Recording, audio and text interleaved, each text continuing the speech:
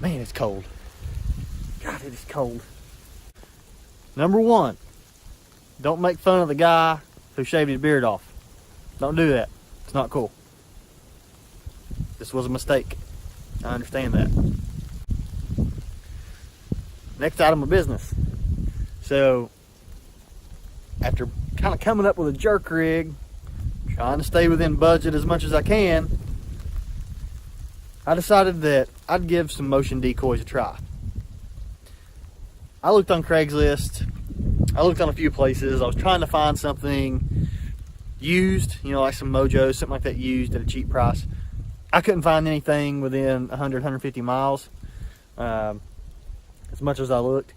So I was like, okay, what can I do as far as motion decoys that's going to be effective and cheap to do what I need to do? Here's what I found. And I know you guys have seen them all over the place. The MOJO wind ducks. I tried to do my research on it. I read some reviews, and they were mixed reviews for the most part, but I couldn't find any type of video review to give me any type of information on the wind duck at all. I think there's only like a couple of videos out there on YouTube to give you information on those wind duck decoys. So I did purchase one. I've used it once since I purchased it, and that's what I'm going to talk to you guys a little bit about today. I'm going to show it to you. We'll talk about it and continue to use it this season and see what happens. All right, so coming at you live from the tailgate of my truck. This is everything that comes with the wind duck. Of course, you get your stake, the decoy itself, where you just pop the feet in there. You go right on about things. You got your wings and the rods. So it's pretty simple. The rod just slides into the wing, then into the side of the decoy. And let me just slide that bad boy in here real quick. And it'll slide all the way in there just like so. And I'll tell you, they do not go in too easily. You got to put some force behind it to put these things in there. That's for sure. So there's that. And I'll go over here and put the stake out, and we'll put this decoy up. We're running about 20 or 25 mile per hour winds today, so I know this thing's going to work today for the video purposes, but then I'll talk to you guys a little more about it. All right, so here's the wind duck rolling. There we go. The wind's starting to pick up a little bit now. Like I said, we've been running, you know, like 15 to 20 mile an hour winds today. So as far as that goes, I know this thing's going to work today. To give you guys a view of it.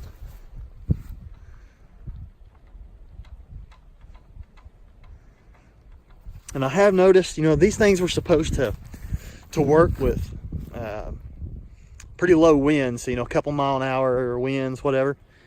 Well, that's not really the case. What I'm noticing is you've got to have pretty strong winds. I pulled it out the other day, and it was saying we had about 8 mile an hour winds that day.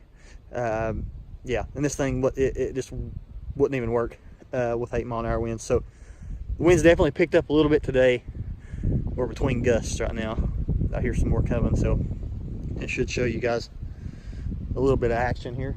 Yeah, I've noticed that you really do have to have a substantial amount of wind to drive this thing, which for me, I don't like that. I think it's a little bit of a problem, but you know, you guys see it working a little bit there. And I do have it facing into the wind right now. The wind is just not blowing a whole lot at the moment. There we go. We got some wind picking up now.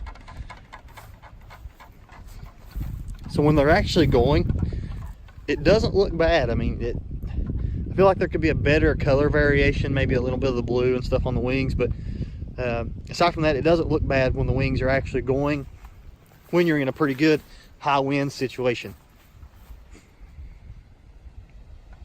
And see, we still got some pretty good winds, and they're not really turning all that great, even in good wind. So if you got some ripping 30 mile an hour winds, yeah, those things are gonna go all day. There we go.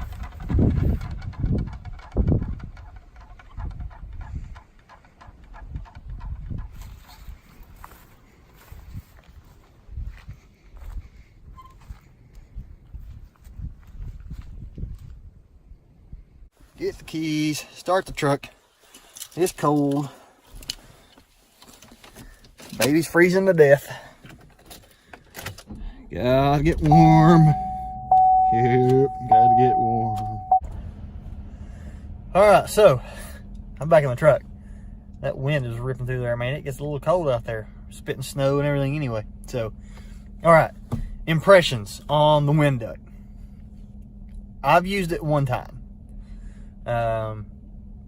which was Thanksgiving morning, which was the opening morning of our duck season here in Kentucky. It stayed in for a few days, went back out, comes back in first week of December. My first impression when I used it that day was not great, but that's because we didn't have any wind. So because of that, we didn't have any motion. I only had a couple groups of buffleheads come in. Honestly, I was not set up where those ducks actually wanted to be anyway. I'd done a lot of scouting. I was in their general area, but they like to stay in the open water. They were out there where I couldn't get to them. That's where they wanted to be. I couldn't get them to land in the spread. That decoy was pretty much motionless that morning. So it was kind of pointless for it to be out there. And honestly, when it's not moving and there is no motion, the wings don't look that great. So it's probably not a decoy that you want to pull out when there is no wind. Now, as long as there's some good winds ripping through, some straight line winds ripping through there, pull the decoy out, it's going to do great. But my overall impression is this.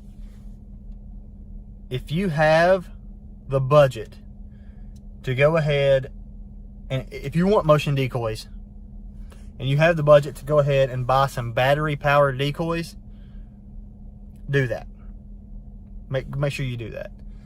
I think it is a good option to maybe have one of these wind ducks, especially because of the price at $29.99. It's good to have one of those as a backup. Maybe if you're in my kind of situation, I'm going to buy some battery powered decoys at some point.